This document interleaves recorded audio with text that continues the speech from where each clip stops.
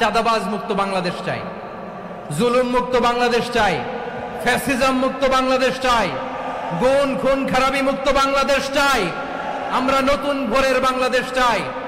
ওই বাংলাদেশ পাওয়ার জন্য মুনকার প্রতিরোধে, অন্যায় প্রতিরোধে যদি বাঘের বাচ্চার মতো, আবু সাইদের মতো দুই হাত উঁচু করে বুককে টান টান করে প্রসারিত করে দাঁড়াতে হয়, রাজি আছে মুসলমান? কারা কারা রাজি? আল্লাহকে হাত দেখিয়ে প্রতিজ্ঞা করো।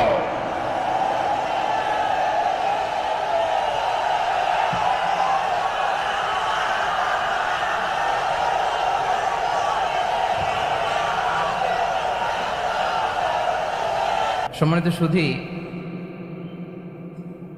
হযরতুল আল্লাম শহীদ মরহুম আল্লামা দেলওয়ার হোসেন সাঈদী রাহিমাহুল্লাহ, ওনার স্মৃতি বিজড়িত আজকের এই ঐতিহাসিক প্যারেড ময়দানের তাফসিরুল কোরআনের প্রোগ্রামে সব আছে। স্টেজ আছে, শ্রোতা আছে, প্যান্ডেল আছে, মিডিয়া কাভারেজ আছে, কিন্তু আমাদের কলিজার টুকরাটা আমাদের মাঝে নাই।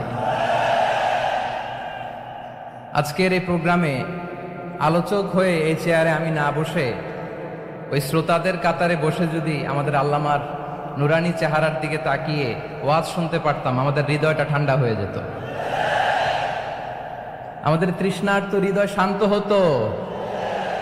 সব আজকে আছে, কি যেন নাই, ঠিক কিনা বলেন? আল্লাহ তাআলা প্রতি 100 বছরে একজন মুজাদ্দিদ পাঠান, প্রতি 100 বছরে একজন মুজাদ্দিদ, যিনি সমাজকে সংস্কার করেন।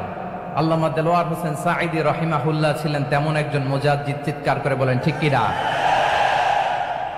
উনি শিরক বিদআতের আস্তানাকে তছনছ করে দিয়েছেন, তাওহীদের বাণীকে সমুন্নত করেছেন, গণমানুষের কাছে তাফসিরুল কোরআনকে জনপ্রিয় করেছেন। আজীবন আজীবন তিনি ইসলামকে বিজয়ী শক্তি হিসেবে দেখার স্বপ্ন দেখতেন।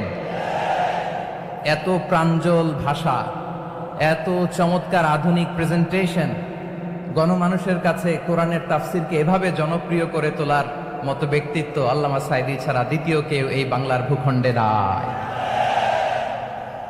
এই যে তাফসিরুল কোরআন, এই যে টার্মিনোলজি, এই টার্মটাই উনি আসলে জনপ্রিয় করেছেন। আমরা আগে জানতাম না যে এভাবে তাফসির করা যায়, এভাবে scientific indications of the Holi কোরআনকে মানুষের কাছে পেশ করা যায়, এভাবে এত জীবন ঘনিষ্ঠ করে, এত ইন্টারেক্টিভ করে কোরআনের কথাগুলো মানুষের কাছে উপস্থাপন করা যায়।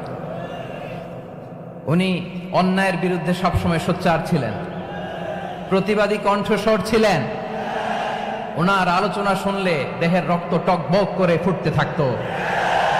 আল্লাহু আকবার, আল্লাহু আকবার, আল্লাহু আকবার।